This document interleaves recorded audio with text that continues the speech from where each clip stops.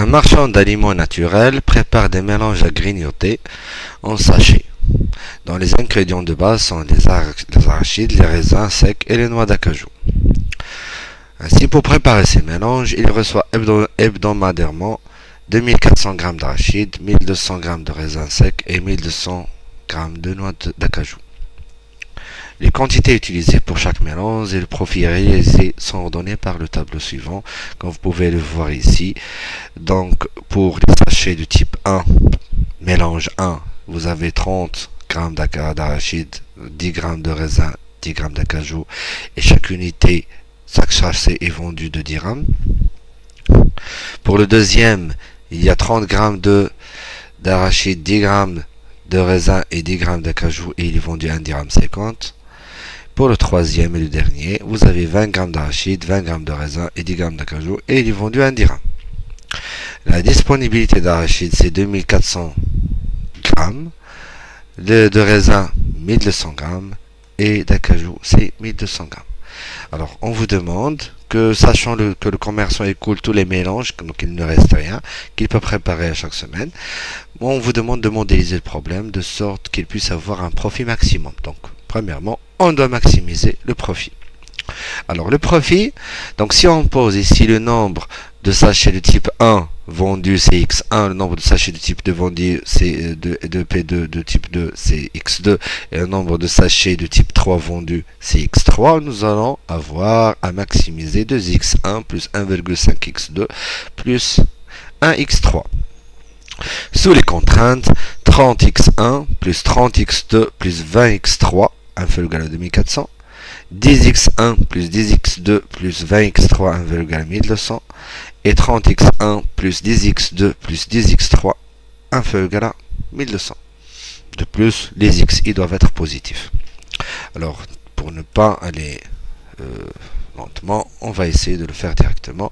Donc, dans la première cellule, vous mettez le nom de l'exercice. Ici, ce n'est pas exemple, mais c'est exercice 9 du TD.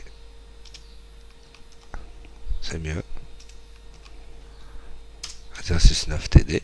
Alors ici, on va mettre nombre de sachets de type 1, nombre de sachets de type 2, nombre de sachets de type 3. C'est juste de l'écriture. Ici, nous allons mettre fonction objective, profit unitaire, à savoir ici que le profit unitaire, c'est 2 dirhams. Ici, c'est 1,5 dirhams. Et ici, c'est 1 dirham. Les quantités ici c'est X1, ici c'est X2, ici c'est X3. Ils vont rester vides et c'est au solveur de les remplir plus tard. Le profit, c'est exactement ici le nombre de sachets vendus multiplié par le prix de chaque sachet. Donc ça donne ça et vous faites entrer. C'est exactement la même chose. Le nombre multiplié par ça. Et la même chose, toujours la même chose. Il suffit de connaître la méthode et c'est toujours de la même manière. Le profit total, c'est la somme de tous les profits émanant des différents types de sachets. Hop, plus, hop, et vous faites entrer. Au niveau des contraintes, nous allons prendre ce que nous avons ici, 30, 30, 20. Donc, 30, 30, 20. Pour la deuxième, 10, 10, 20. 10, 10, 20. Pour la troisième, 30, 10, 10. 30, 10, 10. Pardon.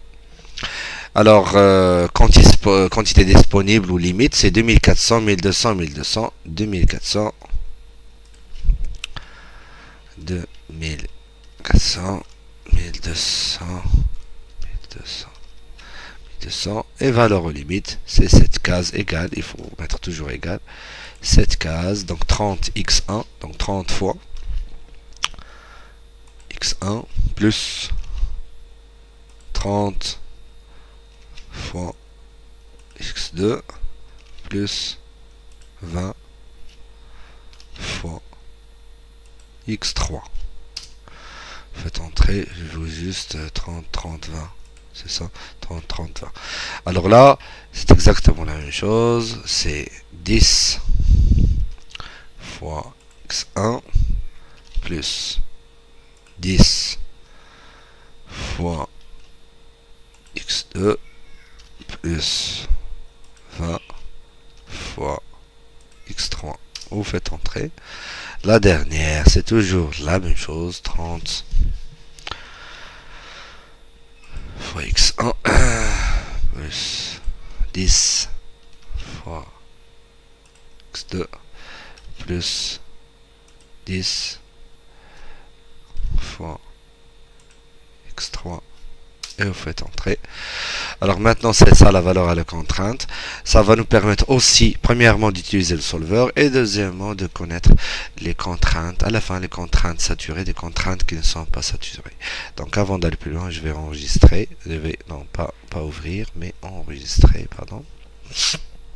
Je passe maintenant au solver. Donc dans la cellule cible je dois mettre la fonction objective. Ici la fonction objective elle se trouve sur le F5. Je dois avoir ici $F $5 c'est juste. Je dois maximiser mon profit donc j'ai maximum. Ici vous effacez et vous dites que c'est ça les valeurs de décision que vous avez.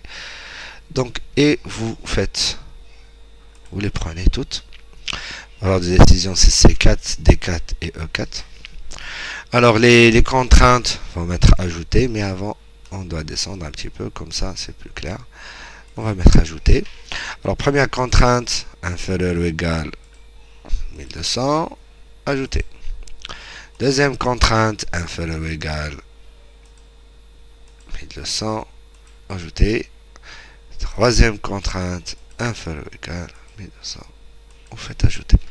Vous pouvez même ajouter le fait que le nombre de sachets, c'est un nombre qui n'est pas divisible, donc c'est un nombre entier. Vous pouvez mettre cette contrainte là, cette variable, donc le x1, il est obligatoirement un entier. On peut le mettre. Vous faites ajouter.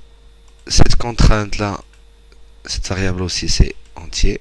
Vous faites ajouter. Et la troisième aussi, elle est entière. Vous faites ajouter. Et vous faites OK. La référence OK. Annulé. D'accord. Donc C4 entière, D4 entière, E4 entière. Et vous avez le F10, le F à partir du F9. Donc F9 inférieur à G9. F10 inférieur à G10. F11 inférieur à G11. Donc passons maintenant aux options. Modèle supposé linéaire, s'il n'était pas coché, vous devez le cocher. Supposé non négatif, vous devez cocher parce que ici, ça pose aucun problème. Parce que déjà, quand on fait entier, ça veut dire que c'est positif. Donc, mais il vaut mieux le cocher. Afficher les résultats des itérations, c'est pas intéressant pour nous. Alors, il faut juste savoir ici une chose, que c'est en maximum 100 secondes.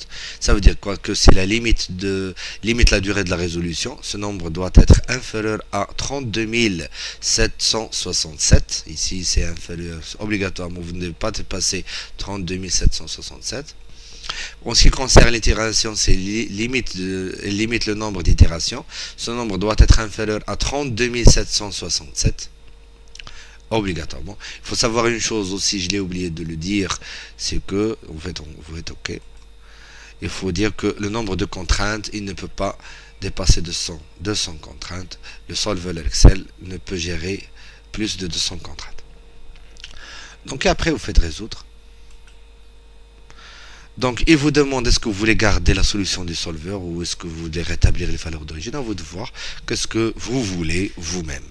Donc, nous, on va rétablir les solutions de solver, mais en même temps on va demander un rapport de réponse et un rapport de sensibilité. Un rapport de limite je ne demande pas, ça m'intéresse pas, d'accord. Et fait OK. Il vous dit les rapports de sensibilité et de limite ne sont pas utiles pour les problèmes avec contrainte entière. OK, pas de problème, mais les réponses c'est obligatoire parce que ça vous donne ici le profit total est 130. Nombre de sachets de type 1 c'est 20, nombre de sachets de type 2 c'est 60, mais le nombre de sachets de type 3 c'est 0. Donc pour maximiser son profit, il doit faire seulement les sachets de type 1 et les sachets de type 2. Les sachets de type 3, non. Alors, la première contrainte, elle est saturée. Elle est saturée. La deuxième contrainte n'est pas saturée, parce qu'elle est liée au raisin. La troisième contrainte, elle est saturée. Et les autres contraintes, elles sont toutes saturées parce que les résultats qu'on a trouvés sont des entiers. 20 c'est un entier, 60 est un entier et 0 c'est un entier. Donc ce qui termine notre travail et la résolution de cet exercice-là. Donc je vous remercie et à une fois prochaine. Ciao.